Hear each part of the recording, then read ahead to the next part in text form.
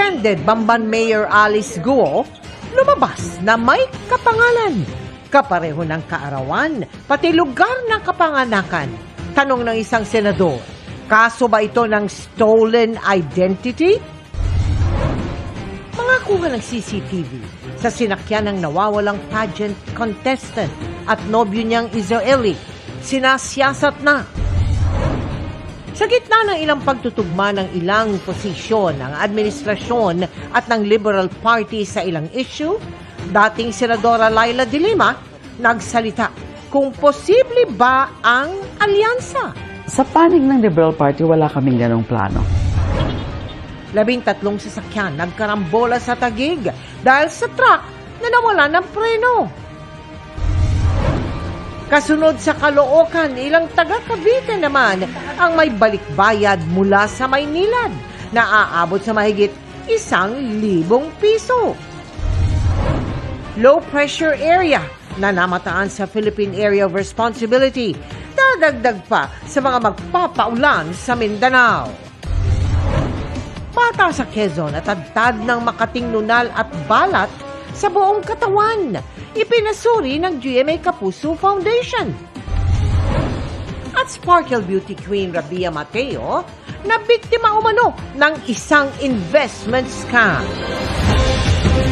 Live mula sa GMA Network Center, 20 taon nang nakatutok.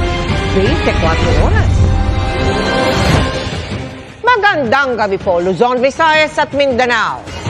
Iniimbestigahan sa Senado kung kaso ng stolen identity ang nadiskubre nitong dalawang Alice Leal Go na pareho din ang kaarawan at lugar ng kapanganakan. Ang ikalawang Go ay kumuha ng NBI clearance bago ang delayed registration of birth ng suspendidong mayor ng Bamban, Tarlac. Pinapakansela na ng PSA ang Certificate of Live Birth ni Mayor habang ikinukumpara na ang fingerprint niya at ni Go Huaping. Nakatutok si Mav Gonzalez. Pareho ng pangalan, pareho ng kaarawan, pero ibang-iba ang muka. Iprinisenta ni Senador Risa Hontiveros sa pagdinig ng Senate Committee on Women and Children kanina ang larawan ng isang Alice Leal Go, kapangalan at kababayan pa ni suspended Bamban Tarlac Mayor Alice Go. Inapply raw ang NBI clearance na ito ilang araw lang bago final ang delayed registration of birth ni Mayor Go sa Tarlac City noong 2005. Is it a coincidence na may dalawang Alice Leal Go na pinanganak on July 12, 1986 sa Tarlac? Or is this a case of stolen identity? Has Guo Haping assumed the identity of a Filipino woman and then nearly a decade later run for public office? Sino po ang babaeng ito na may pangalang Alice Leal Guo pero hindi kamukha ni Mayor? Nasaan na po siya ngayon? Si Go nakakuha rin ng NBI clearance. Baka ibang tao talaga yan, ma'am. Hindi sa sistema ang may problema. Pwedeng nangyari dahil sa isang switch? Pwede, ma'am. Pero hindi ko masabi kung ano ba talaga ang nangyari dyan. Aalamin daw ng NBI kung nasaan na ang isa pang Alice Leal Go. Hindi dumalo si Go sa pagdinig dahil masama raw ang pakiramdam, bagay na ikinadismaya ng mga senador. Sa liham na pinadala niya sa komite, sabi ni Go na matindi na ang epekto sa physical at mental health niya ng mga pagdinig at ng mga aniyay malisyosong alegasyon. Pero nanindigan ng komite na kailangan niyang humarap kaya sinabpina na siya, pati ang kanyang tatay, 3 kapatid at partner ng kanyang ama na si Lin Wenyi. Mayor Alice, or should I say, Guo Huaping, if you do not honor the subpoena, I will cite you in contempt. Tinanong din muli ng mga senador kung si Go nga ba ang Chinese national na si Guo Huaping. Nakuha na raw ng NBI ang fingerprint records ng dalawa at chinicheck kung pareho. Ayon sa Anti-Money Laundering Council, iba-iba ang idineklara ni Go na pangalan ng nanay niya sa mga binuksan niyang bank account. Nakalagay po Wenlin Leal po. Nung binuksan niya yung account niya, voluntarily, sinulat niya na ang kanyang mother's maiden name is Wen Yi Lin. May Opo. Leal lang, no? Opo. Dahil sa mga issue sa pagkatao ni Go, pinapakansela na ng Philippine Statistics Authority ang Certificate of Live Birth nito. We already endorsed to the Office of the Solicitor General for the cancellation of the Colby. Yeah, because ang PSA naman has no power to automatically cancel pag nakita natin na may irregular process doon sa registration. Humarap naman sa komite ang isang incorporator umano ng Hongsheng Gaming Corporation na nag-operate noon sa Bamban Pogo Hub. Sabi ni Merly Joy Castro, nagulat na lang daw siya nang may matanggap na imbitasyon mula sa Senado at sulat mula sa BIR tungkol sa pagsasara ng Hongsheng. Wala po kasi akong pinipirmahan na kahit anong papel po. Actually, wala akong alam kung paano mag-ano ng corporation. Kasi wala naman po akong kakayahan para magtayo ng corporation. O yung signature nyo daw, di umano, doon sa Articles of Incorporation, ay fake. Opo. Kaya nasita ang PAGCOR. Paano nakalusot ito sa kanila? Isa po ito sa mga ina-address natin, yung mga addresses po ng mga incorporators are being checked one by one. Because in the previous probity check po na ginagawa, it only includes the documentations, the documents of the corporation as well as the cases. Ayon naman kay Ontiveros, may ebidensya na ng koneksyon ng iba't ibang ni-raid na Pogo Hub sa bansa. Si Wang Ziyang, ang Chinese fugitive na kasosyo ni Go sa Bamban Pogo, incorporator din ng Pogo sa Sun Valley Clark. Ang Hongsheng Gaming Corporation naman na nasa Bamban Pogo Hub, konektado rin daw sa Lucky South 99 na nasa Porac Pogo Hub. Humarap din sa pagdinig si Porac Mayor Jaime Capil na ginisa kung bakit hindi gumawa ng paraan na makapasok sa Pogo Hub nang inspeksyonin nila ito noon. Pinapasok po kami hanggang doon lang sa guardhouse. Pero doon hanggang sa security office lang. Kaya hindi po sa buong area po. Okay. So Mr. walang Chair. checking na nangyari? Kung nasa labas lang kayo, tinignan lang natin yung facade, in reality, walang checking na nangyari.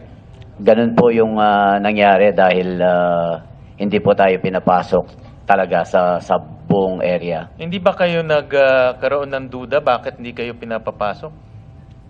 Akala ho namin nangyayari talaga na that's a private property. Sa ngayon, naghahanda na ang Presidential Anti-Organized Crime Commission na sampahan ng kaso ang mga sangkot sa Lucky South 99 Pogo. May 14 na persons of interest daw sila at 3 rito ang tinutugis pa. We have not found the big boss, but we know where he is, we know his movement, and we're trying to conduct a major operation soon to be able to get him. But how confident are we? We are not 100% confident because, sir, ang dami nilang alam eh. They know our movements. They know so many things about us. So, how? We don't know. Para sa GMA Integrated News, Mav Gonzalez, nakatutok, 24 oras. Walang alis Leal Guo sa address na pinuntahan ng NBI agent na ipinagpalagay nitong ang tinutukoy sa ipinresintang NBI clearance sa Senado. Natsyempohan ng GMA Integrated News ang pagpunta roon ng agent na layon ding alamin kung doon nga nakatira ang isang Alice Leal Guo. Sa aming panayam sa mag-asawang nakatira doon, sinabi nilang walang Alice Leal Guo at di rin umano nila ito kilala. Kwento nila, pinaupahan nila ang bahay na ginawang parlor na may 4 na tauhan sa loob ng 2 dekada. Ang pinuntahan ng NBI agent ay sakaling nakalagay sa clearance pero iba ang mismong lugar bagamat katunog. Pinuntahan din namin ang lugar na nasa clearance pero walang kalye roon, nakapangalan ng kalye na nasa dokumento. Sinisiyasat na ng mga otoridad ang kuha ng CCTV sa sinakyan ng pageant contestant at nobyo niyang Israeli bago natagpo ang sunog ang SUV sa Tarlac. Nakatutok live si Oscar Oida. Oscar.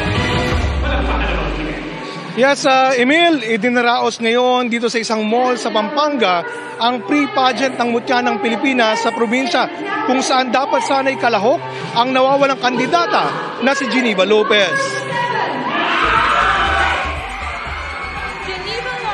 Isa sana ang 27 anyos sa si Geneva Lopez sa 16 na kandidata ng Mutya ng Pilipinas Pampanga na sasabak dapat sa pre-pageant ngayong araw. Pero nitong June 22, di na raw ito sumipot sa kanilang rehearsals. Knowing her, napaka-on time po niya lagi. Kaya nagtaka po kaming lahat when all of a sudden, during our last rehearsals, hindi siya nakarating. Kalaunan, napag-alaman na lang daw nilang hindi na pala ito nakabalik nang tignan ang isang bibiling lupa sa Tarlac nitong June 21. Kasunod nito, natagpo ang sunog na sa may Kapas Tarlac ang SUV na sinakyan umano ni na Geneva at ng kasintahan nitong Israeli na si Yitzhak Cohen. Kaya ganun na lang ang panghihinayang ng Mutya, lalo't malaki raw ang tsansa ni Geneva ngayong taon. Ito na rin daw ang huling pagkakataon nitong makakasali sa naturang kompetisyon. She's one of the strongest candidates talaga. Even last year, she ended up on the top 5. Ganun siya ka-positive. And makikita mo sa kanya, even though she did not win the crown last year, yung positivity nasa kanya. She's very kind, she's very sweet girl. Kaya nakakapanghinayang talaga. Ang mga kapwa-kandidata ni Geneva, napalapit na raw sa kanya na parang tunay nilang ate. Malungkot po, syempre, as much as gusto mo mag-enjoy, minsan naiisip mo kung nasan na siya. Sana kung mahanap siya or kung nasaan man siya ngayon, sana safe po siya. Sinubukan namin kunan ng pahayag ang kaanak ni Geneva, pero nagpaabot ito ng mensahe na hindi pa raw sila handang humarap sa media. Samantala, nakarating na sa Israeli Embassy ang impormasyon patungkol sa nawawala nilang kababayan na si Cohen. Tuloy-tuloy raw ang pakikipag-ugnayan nila sa mga opisyal ng Pilipinas at kumpiyansa naman daw sila sa kakayanan ng Philippine National Police. Patuloy naman ang ginagawang backtracking ng mga pulis sa mga dinaanang lugar ng nasunog na SUV ng magkasintahan. Ilan sa mga hawak na CCTV ngayon ng pulisya ay ang mga kuwang ito sa Angeles, Pampanga, kung saan makikita ang pag-alis ng SUV mula sa kanilang lugar sa Barangay Malabanyas hanggang sa makaabot ng SCTEX. Ito'y magandang susi para ma-resolba ang ginagawang investigation ng kapulisan, lalo na ang Kapas Police Station. Samantala, naisumiti na ng Kapas Fire Station sa kanilang national headquarters ang mga debris ng nasunog na sasakyan para matukoy ang sani ng sunog. Ang concentration, parang yung location ay nasa bandang driver side sa front, tsaka yung engine bay. Doon ang parang talagang totally burned. At may mga signs na doon ang pinakamataas na temperature na nakita nila. Samantala, Emil, patuloy na umaasa at nananalangin ang mga kaibigan ni Geneva dito sa Mutya ng Pilipinas na sana raw ay matagpuan na siya sa lalong madaling panahon at sana'y nasa mabuting kondisyon. Emil? Maraming salamat, Oscar Oida.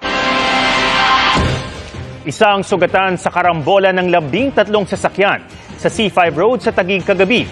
Ang ugat ng disgrasya, truck na nawalan umano ng preno. Nakatutok si AJ Gomez. Animoy eksena sa maaksyong pelikula ang karambola ng mga sasakyang iyan sa C5 Taguig mag-aalas 7:30 kagabi. Kaya, umaandar pa ba yan?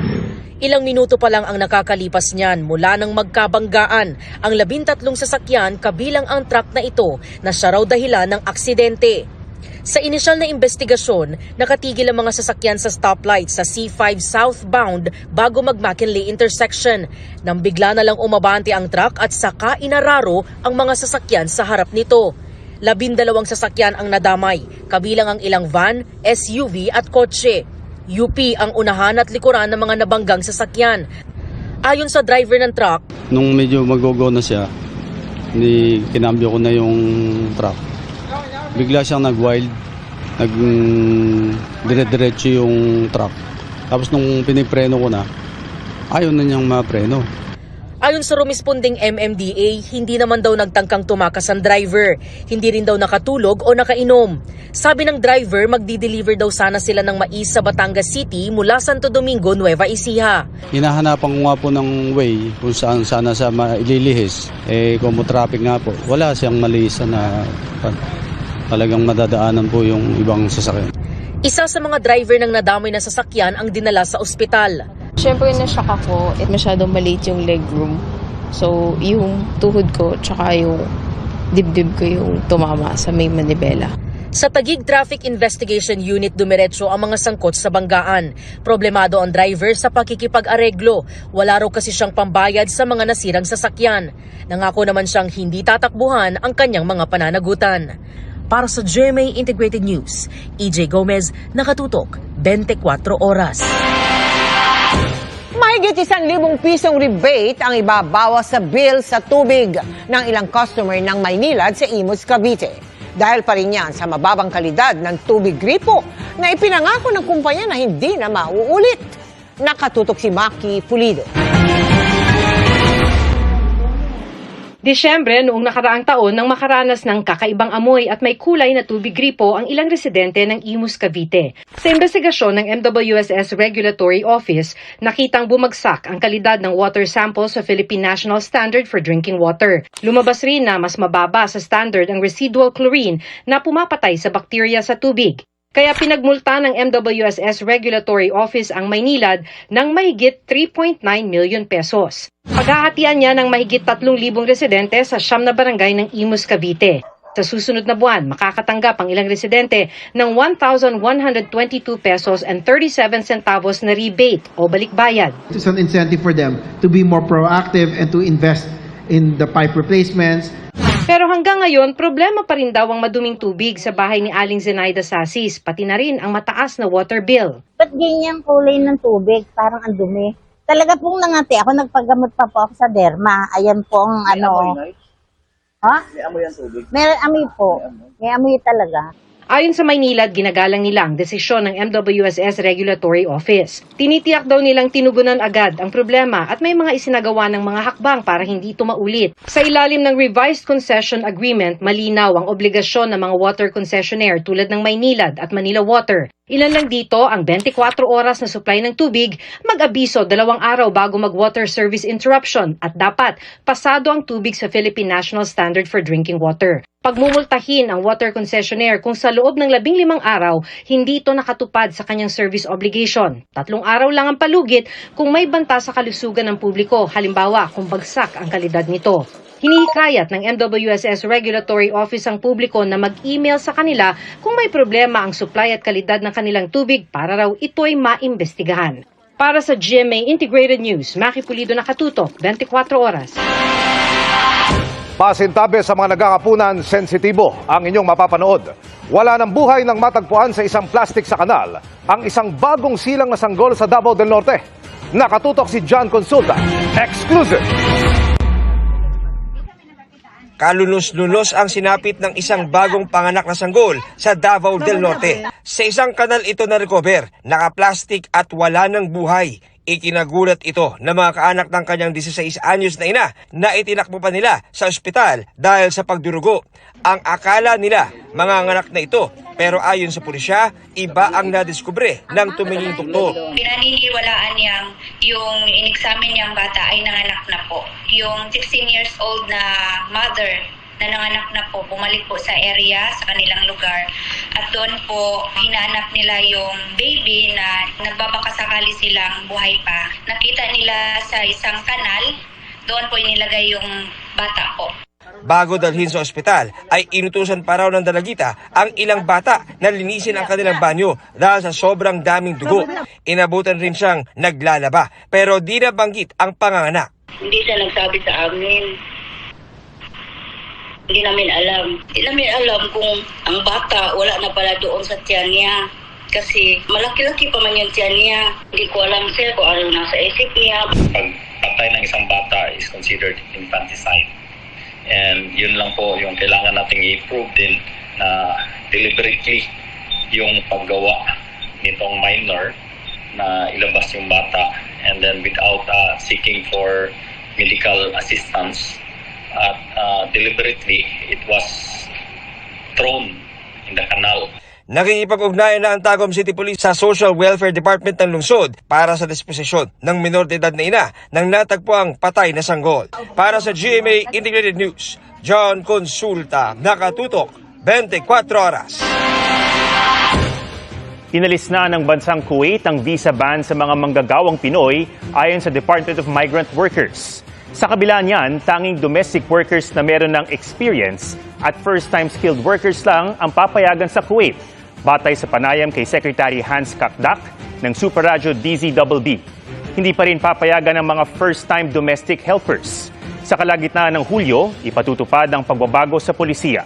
Sa ngayon, may mga nakalatag na raw na sistema ang gobyerno para protektahan ng mga OFW. Kabilang dyan ang pagkakaroon ng whitelist at blacklist ng mga recruitment agency at pagkakaroon ng welfare officers.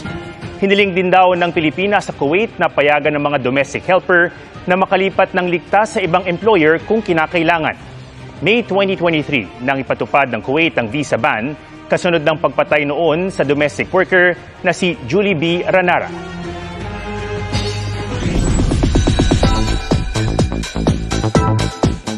Happy midweek mga kapuso! All about K-pop at K-Lig ang chika natin para updated sa showbiz happenings. Today's the day for the God of Music, 17. Itatanghal na kasi ang grupo bilang first ever Goodwill Ambassador of the Youth by UNESCO.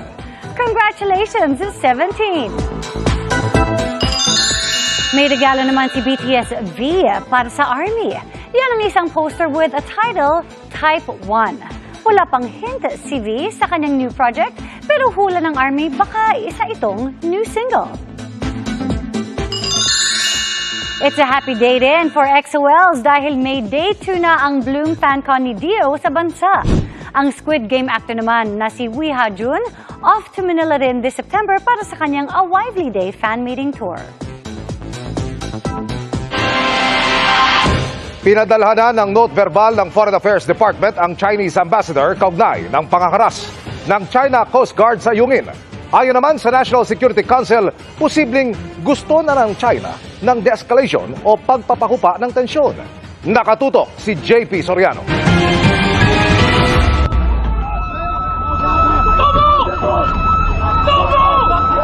Kasunod ng pangaharas ng China Coast Guard sa mga sundalong Pinoy nitong June 17, ang panawagan ng ilang mambabatas na pagpaliwanagin ang Chinese ambassador. May hakbang na raw ang Foreign Affairs Department. Well, we have already sent a note verbal to them. Ang ibang detalye naman ng mga ipinoprotesta ng Pilipinas laban sa China ay pag-uusapan sa susunod na Bilateral Consultation Mechanism o BCM ng dalawang bansa. Sabi pa ng Foreign Affairs Secretary sa East-West Center International Media Conference, may sumusobra na sa pagpapakalat ng fake news at iniiba ang kwento. Genuine photos and videos, or those that are not AI generated or digitally manipulated, speak louder and more powerfully than the myriad attempts at misinformation and the peddling of false narratives. Ayon sa Foreign Affairs Secretary, panggugulo ang mga kasinungalingan dahil ang totoong issue. The country is choosing to ignore or is reinterpreting international law, in particularly the UN Convention on the Law of the Sea, and as affirmed by the 2016 Arbitral Award. Dahil may giyera na rin ng fake news online, pag-uusapan ng Pilipinas at Amerika ang mga cyber digital policies ng dalawang bansa.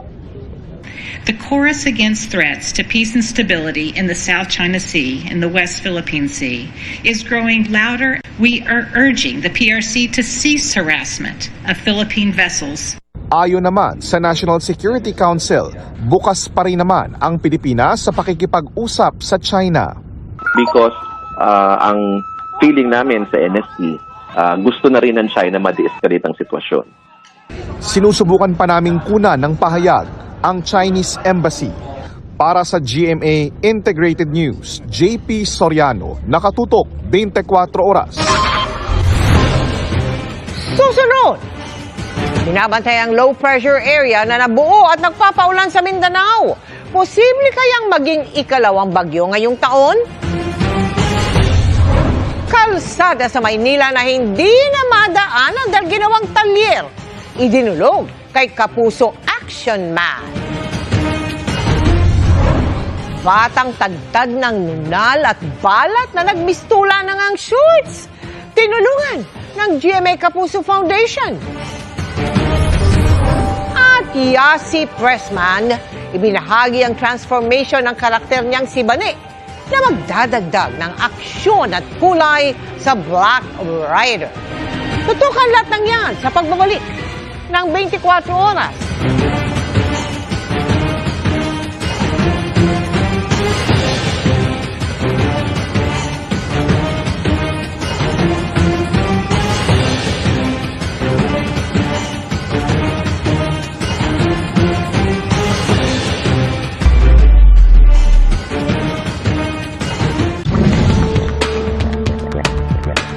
Halos maging one-way na lamang ang isang main road sa Tondo, Maynila na pinasikip pang lalo dahil ginawang talyer.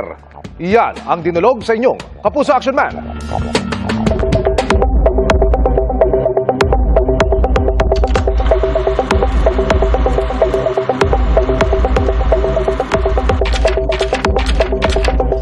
Hindi na madaanan ang bahagi ng Ipil at Laguna Street sa Tondo, Maynila dahil sumbong ng concerned citizen sa inyong Kapuso Action Man. Ginawa na itong talyer? Naging tambakan na ng mga piyesa na sasakyan. Dito ko sa aking lukuran ay may forklift. Dito ko naman banda ay yung mga ulo o yung mga bahagi ng mga cargo truck. Ano po? Ito ho, mga kapuso, yung sinasabi nilang sagabal dahil main road po ito.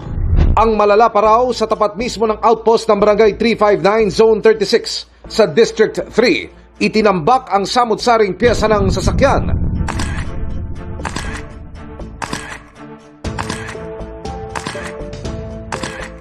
Para maaksyonan, dumulog ang inyong Kapuso Action Man sa Manila Traffic and Parking Bureau. Narito na ho at dumating na yung mga kagawad ng Manila Traffic and Parking Bureau. Meron ho silang mga kasama pang backup team para mapalinis na ho ang lugar na ito. Paulit-ulit po, pinagsasabihan po namin yan, paulit-ulit, ganyan po sila. Sir, katapat siya ng barangay outpost. Opo. Nakipag-ugnayan na rin ba kayo sa barangay hinggil dito? Sinasabihan po din namin ng chairman dyan, hindi po namin alam bakit hanggang ngayon, andyan pa rin sila. Nakausap namin ng may-ari ng ilang pyesa ng sasakyan na ama rin ng kapitan ng barangay. Ikaw comply, paalisin natin. Wala namang problema ron. Sir, ano masasabi nyo nga, ginagawa nyo na raw na talyer yung mismong kalsada? Hearsay lang yun, hindi naman nila siguro maano yun. Sinabi ko naman sa inyo, di ba aalisin natin? Sinubukan namin kunin ang panig ng barangay pero... Tao po. Tao po.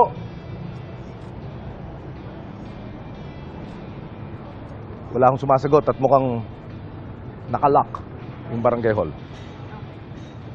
Tinawagan at tinext din namin ang numero ng kapitan ng barangay pero wala itong sagot. Ipinagbigay alam at pinaiimbestigahan na namin sa Department of Interior and Local Government ng Sumbong. Pangako naman ng MTPB. Araw-araw namin pupuntahan to, pagsasabihan sila na bawal na silang maglagay ng mga gamit yan. Bukas ho ang inyong Kapuso Action Man sa panig ng Barangay 359 Zone 36 sa District 3 sa Maynila. Aasahan din namin ang pangako ng Manila Traffic and Parking Bureau hinggil sa partikular na obstruction na yan sa lungsod. Para sa inyong mga sumbong, ipadala lamang sa Kapuso Action Man Facebook page dahil sa namang reklamo, pang-abuso o katiwalian, tiyak may katapat na aksyon sa inyong Kapuso Action Man. Walang planong makipag-alyansa ang major opposition party sa Administrasyong Marcos ayon kay dating Senador Laila de Lima. Yan ay kahit pareho ang posisyon nito at ng palasyo sa ilang issues sa bansa. Nakatutok si Sandra Aguinaldo. Naibasura man ang kanyang mga kasong kriminal sa ilalim ng Administrasyong Marcos, isa pa rin si dating Senadora Laila de Lima sa mukha ng oposisyon bilang tagapagsalita ng Liberal Party. Sabi niya, walang balak ang partido na makipag-alyansa sa kasalukuyang administrasyon. Dahil nakalaya kayo sa panahon na ang Pangulo ay si President Marcos, willing ba kayong makipag-alyansa sa administrasyon? Sa panig ng Liberal Party, wala kaming ganong plano. Hindi namin pinag-uusapan yan. Kung pinag-usapan man, ay ang posisyon namin dyan is that no. Hindi kami makikialyado kasi paano kami magiging, kasi opposition nga kami. So wala pong plano ang Liberal Party as a party to coalesce with the BBM administration for purposes of the 2025 elections. That is the position of the Liberal Party at the moment. I cannot say whether that position can change. Ayon kay De Lima, may mga posisyon sila na tugma sa posisyon ng Administrasyong Marcos, gaya ng pagpupursiging protektahan ang teritoryo ng Pilipinas.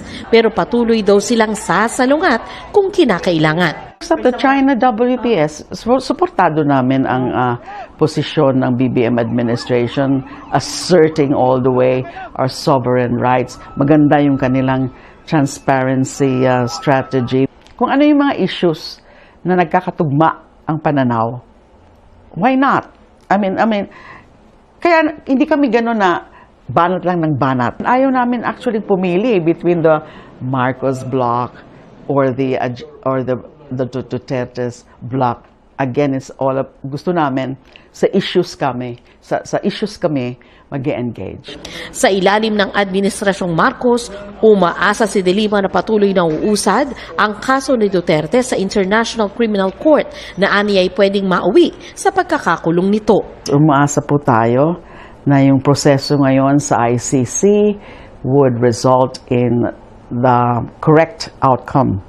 And the correct outcome, of course, would be the issuance of the warrant of arrest, eventual prosecution, and ultimately imprisonment. Palaban pa rin si De Lima, pero aminado siyang sa 7 taon niya sa kulungan, minsan na rin siyang pinanghinaan ng loob. Naikwento niya nang ma-hostage siya ng miyembro ng teroristang grupo noong 2022. Sa ulat ng PNP, nagtangkang tumakas ang 3 kalalakihan mula sa custodial center. Nang matunugan ito ng mga otoridad, tumakbo raw ang isa sa mga ito sa kinaroroonan ni De Lima. I stood my ground na hindi ko pinahalata na natatakot ako. Because I had to be mentally alert. Kasi kung maunahan ka ng takot, ay hindi ka na makakapag-isip ng maayos. I was trying to appease him. Pero ano siya yung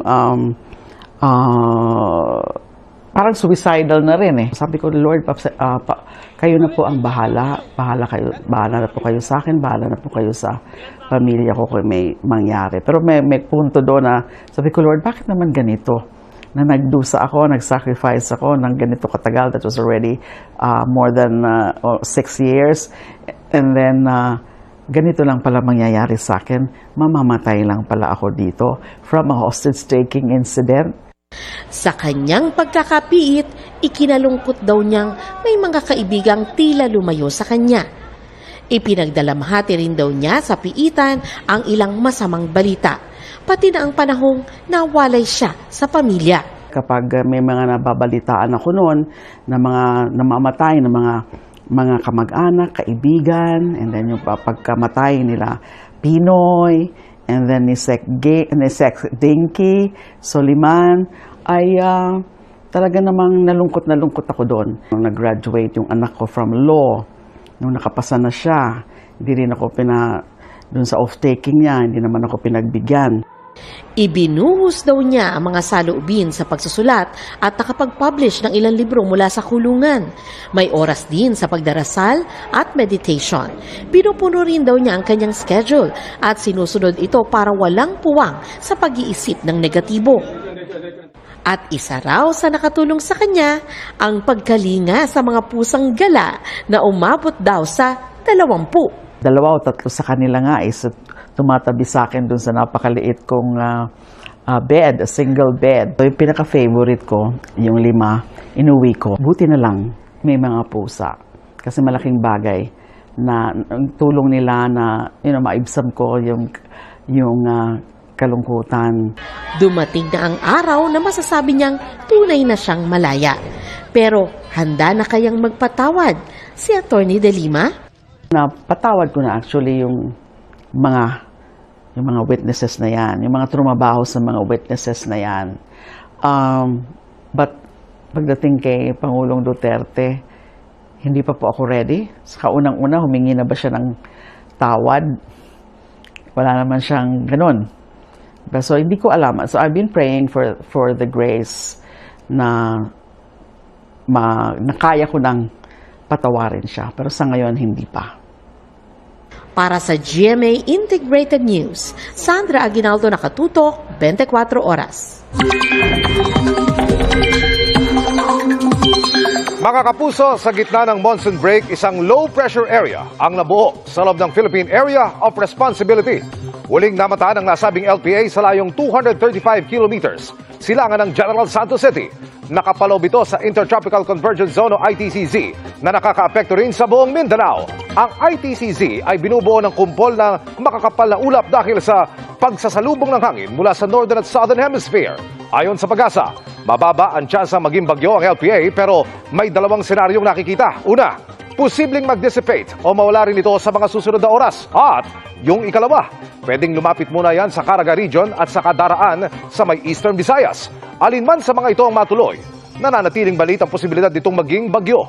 Bukod sa LPA at ITCZ, patuloy rin ang pag-iral ng easterly sa natitirang bahagi ng bansa. Base sa datos ng Metro Weather, posibleng maagang ulanin ang Mimaropa, Calabarzon, Aurora, Bicol Region, Sulu Archipelago at Zamboanga Peninsula. Sa hapon at gabi, may mga pag-ulan na rin sa malaking bahagi ng Visayas at Mindanao, iba pang lugar sa Central Luzon, pati sa ilang bahagi ng Ilocos Region at Cagayan Valley. Doble ingat dahil may matitinding ulan na posibleng magpabaha o magdulot ng landslide. Posible rin ang mga pag-ulan sa Metro Manila gaya ng naranasan kaninang hapon sa ilang lungsod. Abangan! 800 free Wi-Fi sites itatayo ng gobyerno saan-saan kaya? At ang hindi pangkaraniwang kondisyon sa balat ng isang bata na tinulungan po ng GMA Kapuso Foundation. Yan at iba pang mga balita sa pagbabalik ng 24 oras.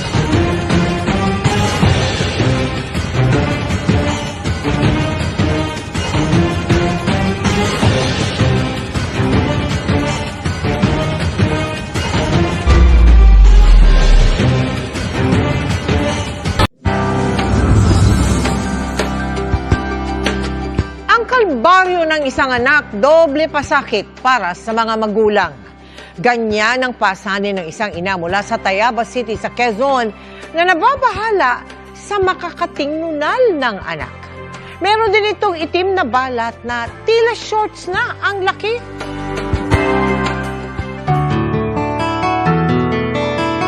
May mga naniniwala na may kahulugan ang mga nunal at balat sa katawan.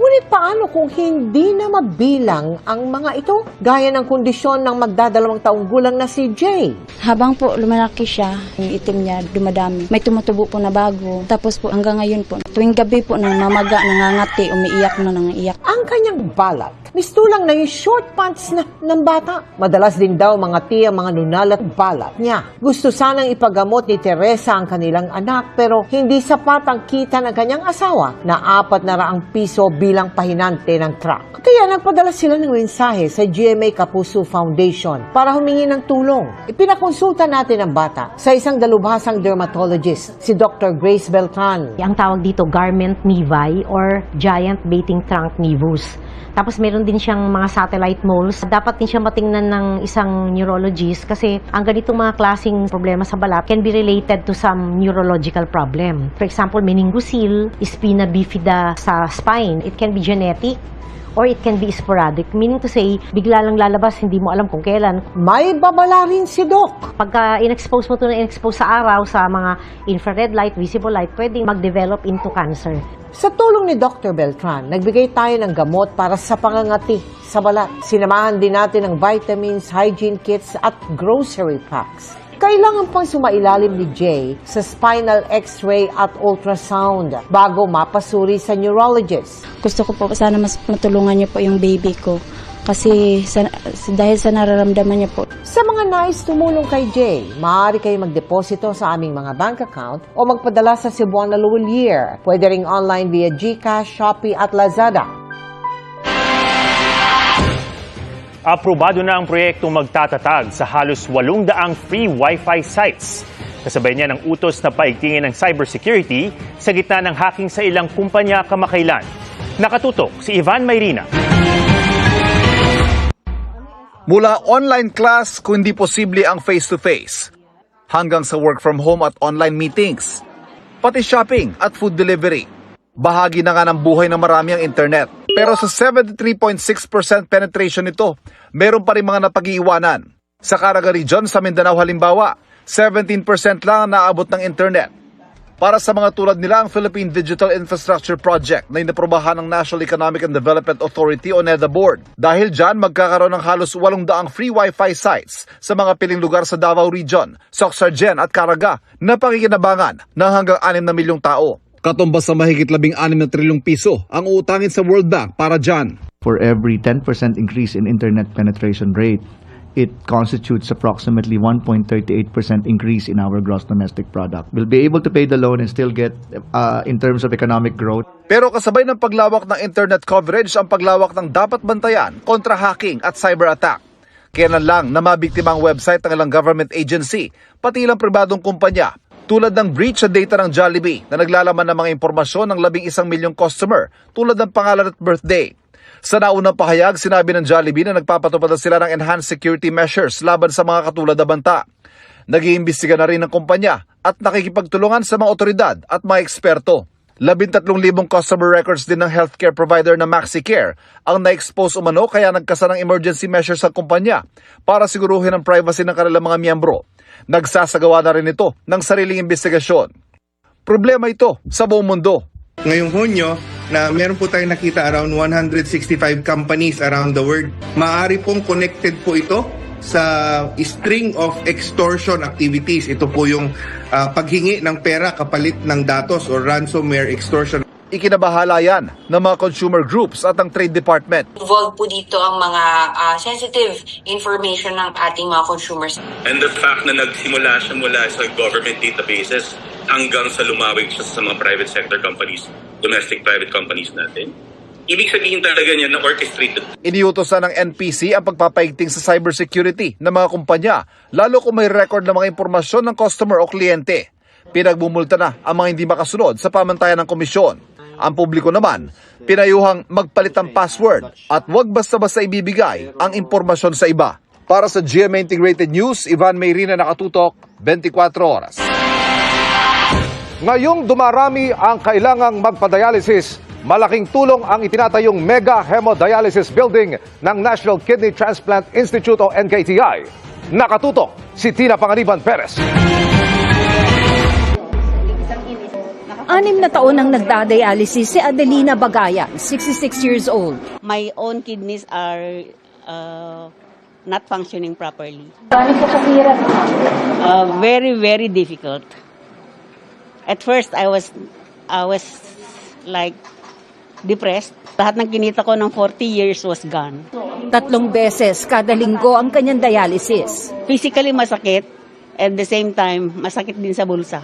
Through the guarantee letter, I was able to finance all my medicines and my laboratories. Dagdag problema rin ang dumaraming bilang ng kailangang magpa-dialysis. Sa National Kidney and Transplant Institute pa lang o NKTI sa Quezon City, mahigit 100,000 na ang nagpapadialysis. 98% sa kanila ay naghihemodialysis.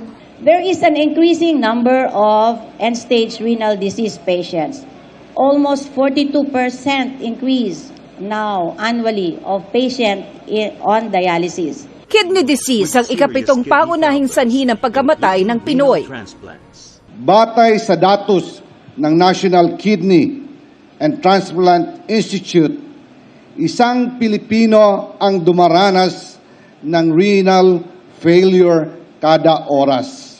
65% sa mga humihingi ng medical assistance ang may sakit sa bato. Kaya malaking tulong ang itatayong 2.3 billion peso mega hemodialysis building sa NKTI na magkakaroon ng 200 hanggang 220 stations para sa dialysis. This building will be the greatest or the biggest installation in the Philippines. I don't know if it's also in Southeast Asia for our chronic or outpatient cases. Aprobado na rin ang pagtataas ng sagot ng PhilHealth sa dialysis. Dati yung kada treatment po may tulong na 2,500, 2,600. Pero ngayon po tinaas natin na 4,000 para kasama na rin hindi lang yung treatment pero yung gamot. Kasama sa sanhi ng sakit sa bato ang diabetes at hypertension. Siguro lahat in moderation. I-change na natin sa kabataan pa lamang. At ang importante is preventive and also mag-regular check-up atong mga mula pa lamang sa school children. Para sa GMA Integrated News, Tina Panganiban Perez, nakatutok, 24 oras. Di lang nakisaya, nabusog din sa kaalaman at delicacy ang ilang Sparkle Stars sa Batangas at Sarangani. Yan ang report ni Paul Hernandez ng GMA Regional TV. Hindi pa man ipinapalabas sa GMA Prime, damang-dama na ng cast ng upcoming murder mystery drama series na Widow's War ang excitement ng mga kapusong Batanggenyo sa pagdiriwang ng Foundation Day at Cityhood ng Lipa. Sinalubong ng malakas na hiyawan sina Carla Abellana, Kapuso Hank Benjamin Alves, Rita Daniela, at Juancho Trevino. Hindi makukumpleto ang trip to Batangas nila kung hindi hihigop at titikman ang linamnam ng Gotorine. Alae Pasaduga. 10 for me. Kasi nga, iba yung ano niya, the way it's prepared. Iba siya. At mas pasok sa palate ko yung ganito na hindi siya sobrang nakakaumay. Light yung broth niya. Ang rating ko sa kanya 9. Malinamnam siya, masarap, very comforting. Ako, I would rate this as 8. As a 9, syempre. Ganun siya masarap. Napuno rin ng hiyawan, kasiyahan at kilig ang kulminasyon ng 19th Pakaradyan Festival sa Malapatan, Sarangani sa pakikisaya ng ilang Kapuso Stars sa Kapuso Fiesta. Unang nagpakilig ang stars ng asawa ko na sina Lizelle Lopez at Martin Del Rosario na hinarana ang fans.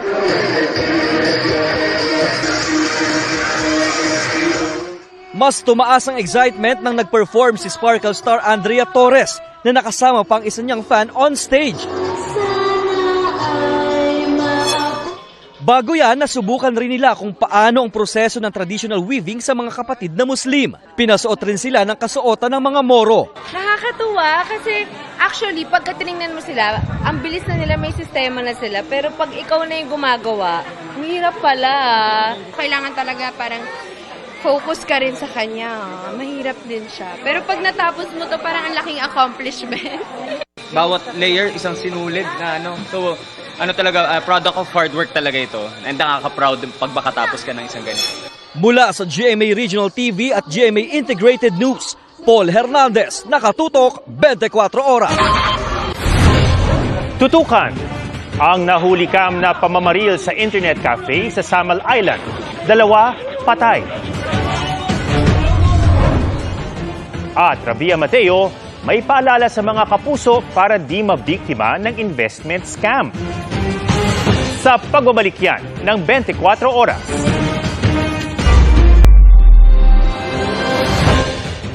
Nahuli ka mang malapitang pamamaril sa 2 lalaki sa isang internet cafe sa Samal Island. Nakatutok si Kent Abrigana ng GMA Regional TV.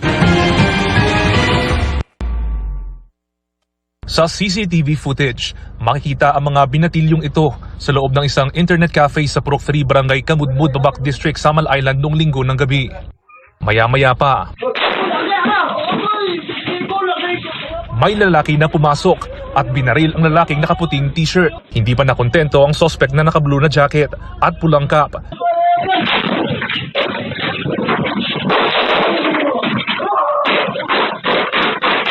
At nilapitan pa ang biktima at pinagbabaril bago tumakas. Hinabol pa ang suspect palabas sa internet cafe.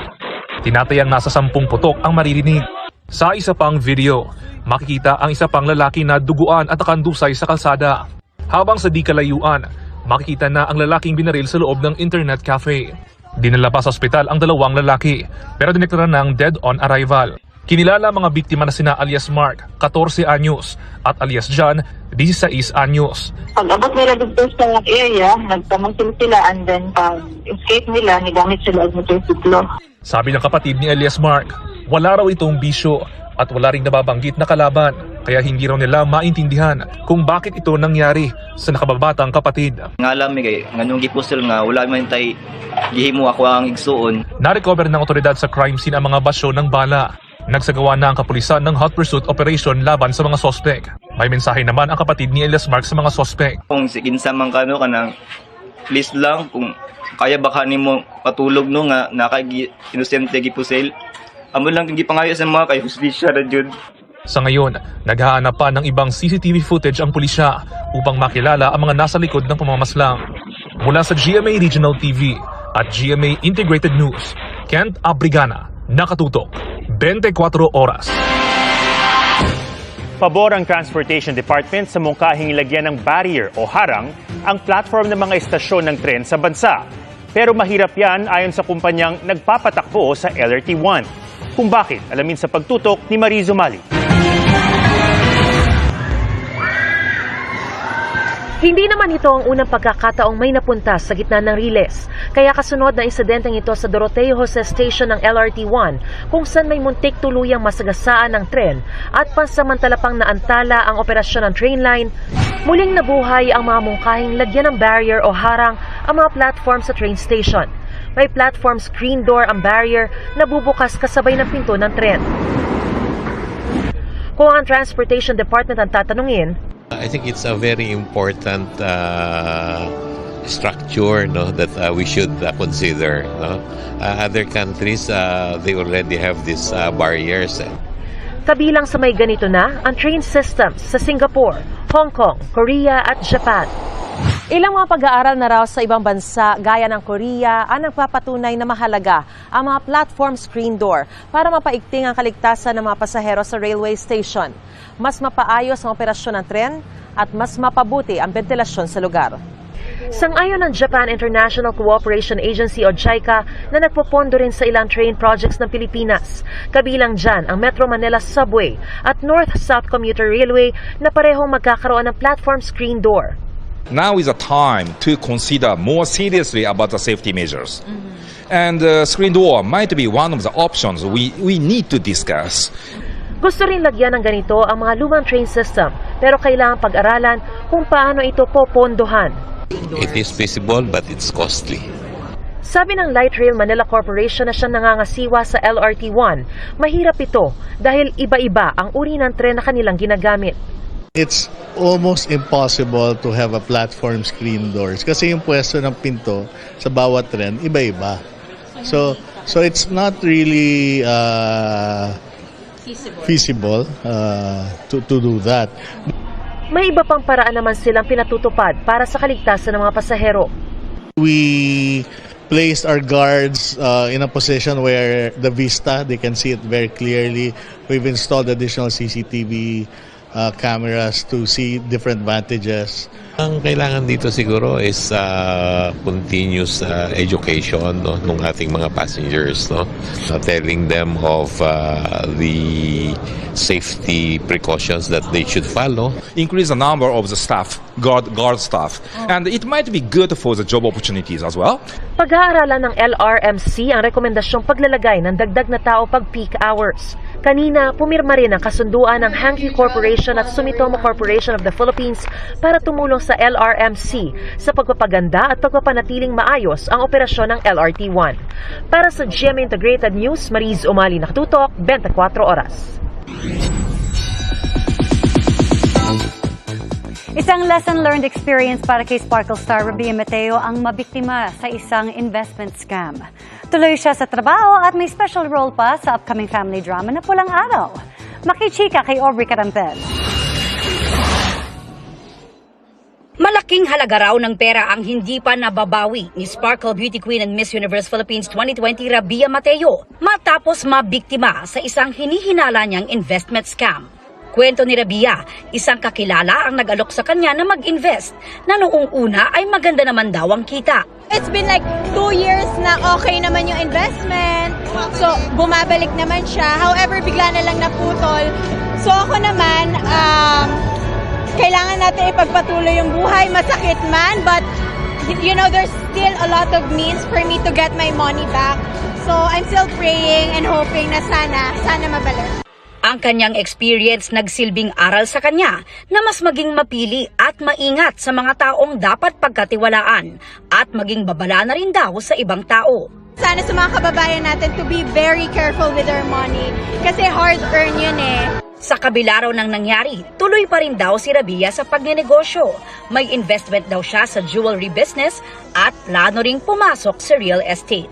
We really need to be smart with our money kasi alam naman po natin yung showbiz, may on-season, may off-season. So, technically during my off-season, I need to do something meaningful pa rin. Isa sa mga pinagkakaabalahan ni Rabia ang inaabangang biggest family drama of 2024 na Pulang Araw. Excited daw siya dahil mayroon siyang special role. Masishare ko lang, masayang scene namin ni Alden. It's historical pero may comedic side din. So it's a lighter aspect sa teleserye. Ang co-star ni Rabia sa Pulang Araw na si Ashley Ortega. Iba raw ang naging paghahanda mula sa previous role sa Legal Wives at Hearts on Ice. Yung role ko dito kasi, kailangan bigyan ng justice. It's really challenging kasi nanggaling ako sa role ko sa Hearts and Eyes na ponggay. So medyo pa-sweet. Dito naman, it's a very sensitive role. So kailangan you have to do your research and I was able to interview real comfort women. So dun ako manggagaling manghugot. Aminado si Ashley na may kaakibat na pressure ang kanyang pagganap sa Pulang Araw after ng kanyang recent Best Actress win sa Harlem International Film Festival. Lahat ng tao, ang taas na ng expectations. Kinakabahan ako. Pero kahit nanalo ako ng Best Actress, I still have a lot to learn. So I still wanna grow in my craft. Marami pa akong kakaining bigas. Aubrey Carampel, updated sa showbiz happenings. Up next, Yazi Pressman ichinika ang K-Lig at aksyong dadalhin ng isang opa na makikipagsabayan sa intense na fight scene sa Black Rider. Sino kaya yan? Non-stop ang pagtutok dito lang sa 24 Oras. Kalunos-lunos ang sinapit ng isang truck driver at kanyang pahinante na natuhog ng karga nilang bakal. Sa kuha ng CCTV kahapon ng hapon, makikita ang biglang pagpreno ng truck sa karapan ng cargo entrance sa Davao International Airport sa Davao City. Hindi kita sa CCTV pero ayon sa Davao City Police Office, may bigla raw tumawid na lalaki sa harap ng truck kaya bigla itong napapreno.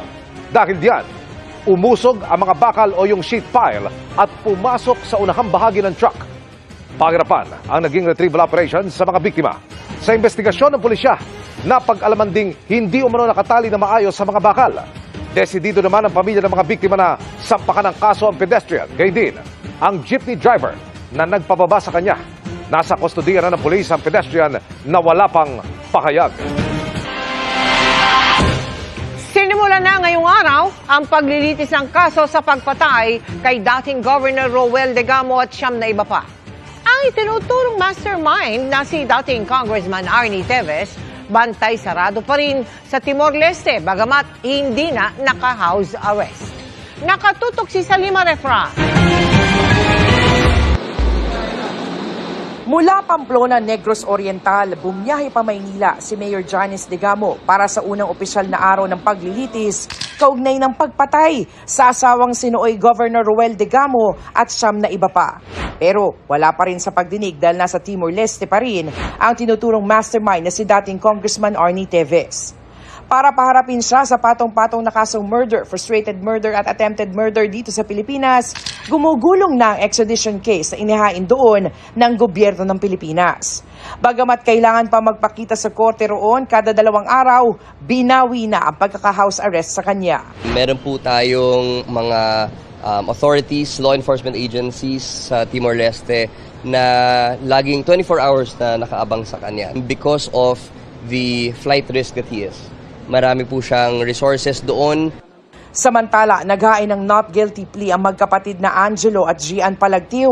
Wala namang pinasok na plea ang kinilalang co-mastermind na si Marvin Miranda. Kaya korte na nagpasok ng not guilty plea para sa kanya. Dumalo sila online.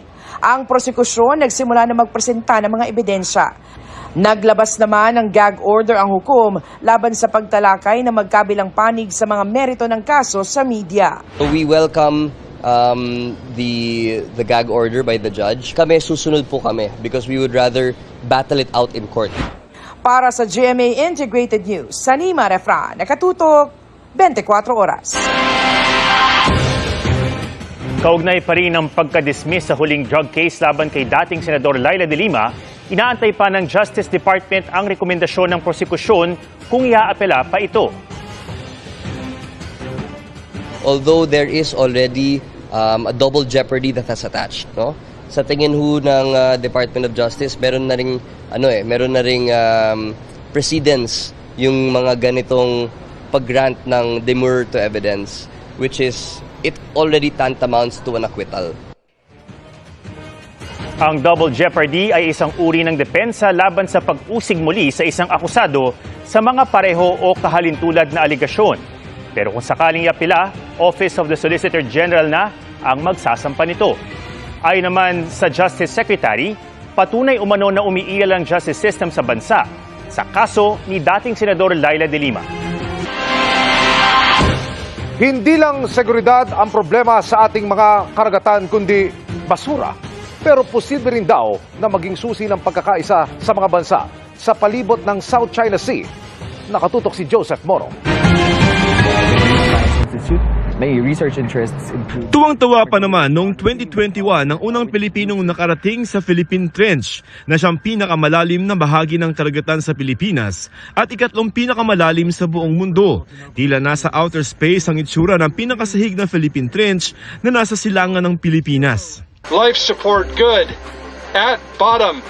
Repeat. At bottom. Ito po ang ending deep. Atin ito.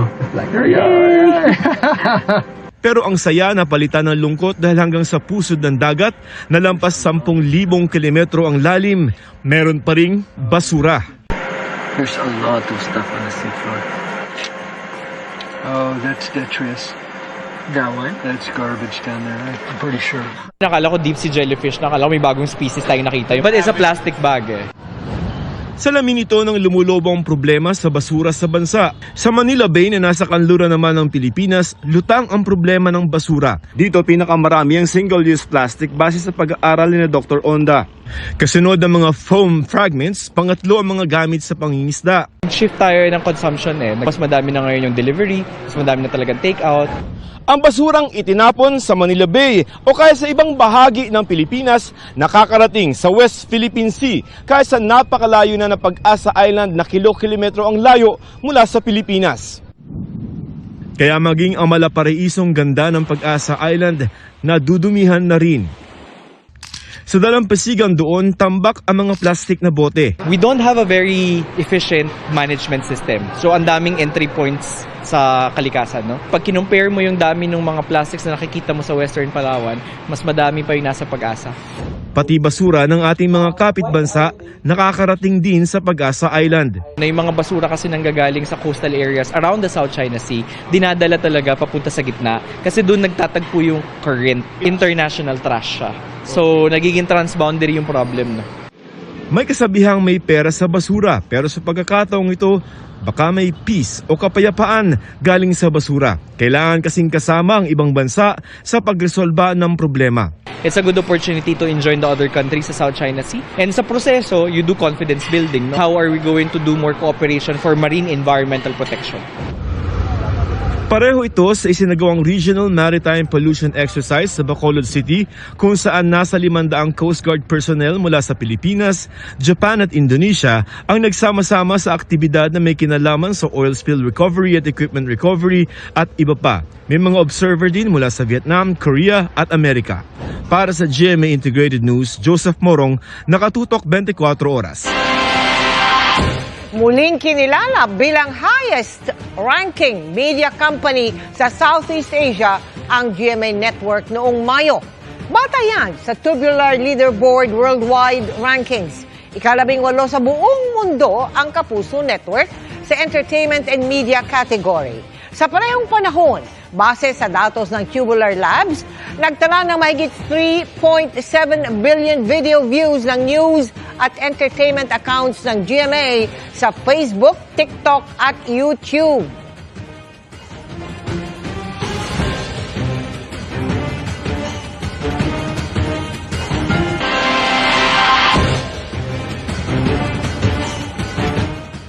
Sa nagpapatuloy na operasyon ng MMDA, marami pa rin ang nahuhuling motorista na lumalabag sa batas trapiko. Kaya ang ilan sa kanila natiketan o nahatak pa ang sasakyan. Saksi si Bernadette Reyes. Kasali sa operation ng MMDA. So kung walang Makati, Manila dito, basta operation ng MMDA. Sumiyar nga lang, masama pa sumiyar lang. Nauwi sa pagtatalo ang paninita ng MMDA Special Operations Strike Force sa isang tricycle driver sa Sobel Rojas Street sa Maynila. Katwiran ng driver, hindi raw sakop ng operasyon ng MMDA ang kanilang lugar. Pag walang driver, titikitan. Pag tinikitan nila, nakalagay sa ticket namin, Makati, Sobel, Makati. This is an entire stretch of a road which is Sobel Rojas. So dapat po yan, both sides should be clear of any forms of obstruction. All the time po yan.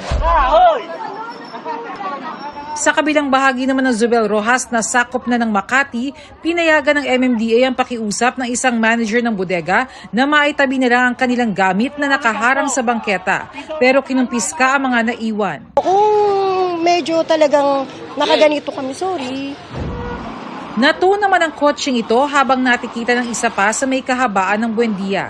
Hindi naman nakaharang sa kahabaan ng Buendia ang sasakyang ito pero tinuto pa rin ng MMDA dahil inabutan nila itong nakaparada sa may bangketa. Nagpaalam naman ako sa inaukulan dito ng mga gwardiya. Wala akong idea na bawal. Tinikitan din ng mga jeep na naghihintay ng mga pasahero. It is meant to be used by pedestrian para maging safe ang kanilang nilalakaran. And ito po ay hindi po dapat gawing extension ng garahe, gawing extension ng tindahan na lagi rin natin sinasabi, wala pong masamang maghanap buhay. But we have to place it, we have to put it sa tamang paraan at tamang lugar. Sinita rin ng MMDA ang mga vendor at sasakyan na nakasagabal sa daloy ng trapiko sa Baclaran. Hinihinga namin ng pahayag ang mga lokal na pamahalaan kaugnay ng kanilang mga programa para maalis ang mga sagabal sa kalsada. Para sa GMA Integrated News, Bernadette Reyes, nakatutok 24 oras. Nasilayan na ang bonggang transformation ni Banet to Vanessa, played by Yazzie Pressman sa Black Rider. Pero may iba pang pasabog ang series dahil may isang opa na makiki-join force sa aksyon. Makichika kay Aubrey Carampel. Vanessa 2.0. Out na ang signature curly hair ni Banet. At in ang classy and sophisticated look ng karakter ni Yazzie Pressman na si Vanessa sa Black Rider. Pagkatapos kasi ng Red Wedding Massacre kung saan nabaril si Banet sa ulo, Wala po akong maalala. nagkaroon siya ng amnesia. Sakto namang natuntun siya ni President William Romero na natuklasang si Banet pala ang kanyang nawawalang anak. Ang ganda ng anak ko. Ibang-iba na po yung damit niya, ibang-iba na po yung ayos niya. At wala po talaga siyang maalala. So, completely brainwashed. Yun po yung isa sa mga pinakaunang sinabi po sa kanya ni President. Ang bumaril sa'yo ay si Elias, si Black Rider.